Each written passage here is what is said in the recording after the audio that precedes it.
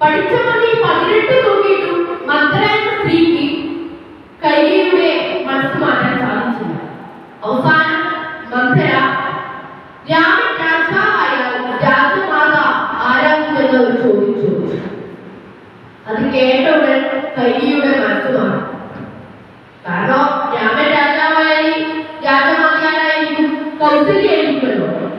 അങ്ങനെ പണ്ട് ചോദിക്കാതിരുന്ന 2 വരങ്ങളിലൂടെ സാധിച്ചെടുക്കാം, ഇങ്ങനെ രാജമാത എന്ന സ്ഥാനം എനിക്ക് സാധിച്ചെടുക്കാമെന്ന് കൈകേയിക്ക് മന്ഥര എന്ന സ്ത്രീ പറഞ്ഞു.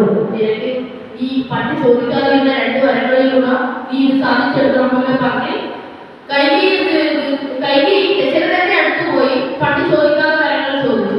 ഞാൻ നേരത്തെ പറഞ്ഞതുപോലെ തന്നെ 14 വർഷം രാമനെ കാട്ടിലേക്ക് അയക്കണമെന്നും ഭരതനെ രാജാവാക്കണമെന്നും പറഞ്ഞു.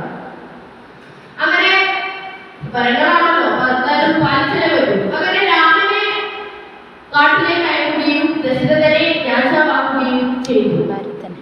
പക്ഷേ ഈ മന്ഥര എന്ന സ്ത്രീയെ പോലുള്ള പല വ്യക്തികളെയും നമുക്കിന്ന് നമ്മുടെ സമൂഹത്തിൽ കാണാൻ സാധിക്കും, അല്ലേ?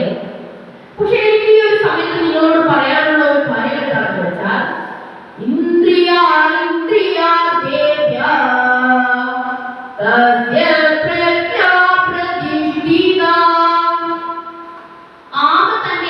പ്രതികൂല സാഹചര്യങ്ങളിൽ തന്റെ ഇന്ദ്രിയങ്ങളെ ഉൾക്കൊള്ളിക്കുന്നത് പോലെ നമുക്ക് നമ്മുടെ ഇന്ദ്രിയങ്ങളെ നിയന്ത്രിക്കാൻ സാധിക്കണം.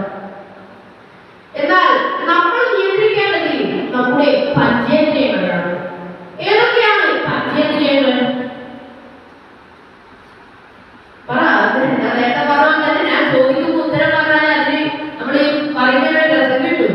ഏതൊക്കെയാണ് പഞ്ചേന്ദ്രിയങ്ങൾ? നാക്ക്, തൊക്ക്, അതാ മാമെല്ലാം പറഞ്ഞിട്ടുണ്ട്. നാക്ക്, തൊക്ക്, കണ്ണ്, ചെവി, മൂക്ക്, ഇങ്ങനെ 5 ഇന്ദ്രിയങ്ങളാണ്, അല്ലെ? അപ്പൊ അവയെ നമ്മൾ പഞ്ചേന്ദ്രിയങ്ങൾ എന്നാണ് വിളിക്കുന്നത്.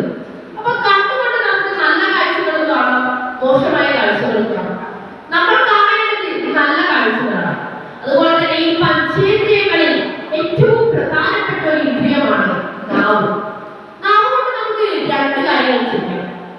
ഒന്ന്, രുചിച്ചു നോക്കുകയും ചെയ്യാം, അതുപോലെ തന്നെ വർത്താനം പറയുകയും ചെയ്യാം, അല്ലെ? രുചിച്ചു നോക്കുക എന്നത് നമ്മൾ നല്ല ഭക്ഷണങ്ങളും അതുപോലെ തന്നെ നല്ല കാര്യങ്ങൾ മാത്രം നമ്മൾ രുചിക്കുക. നമ്മുടെ ചുറ്റിലും പോലെ എന്നൊരു മഹാവിപത്ത് ഉണ്ടല്ലേ? അപ്പൊ അങ്ങനത്തേക്കൊന്നും നമ്മുടെ ഇന്ദ്രിയങ്ങളെ കൊണ്ടിടാതെ ശരിയായ വഴിക്ക് നമ്മുടെ ഇന്ദ്രിയങ്ങളെ നയിക്കണമെന്നാണ് ഈ ഒരു അവസരത്തിൽ എനിക്ക് നിങ്ങളോട് പറയാനുള്ളത്. അതുപോലെ തന്നെ നാവുകൊണ്ടുള്ള മറ്റൊരു ഉപയോഗമാണ് വാർത്താനങ്ങൾ. നമ്മുടെ നാവിന്റെ തുമ്പത്തിൽ സരസ്വതിയാണ് ഇരിക്കുന്നതെങ്കിൽ നമുക്ക് നല്ല പദങ്ങൾ സൃഷ്ടിക്കാൻ സാധിക്കും, അല്ലേ? എന്നാൽ മറിച്ച്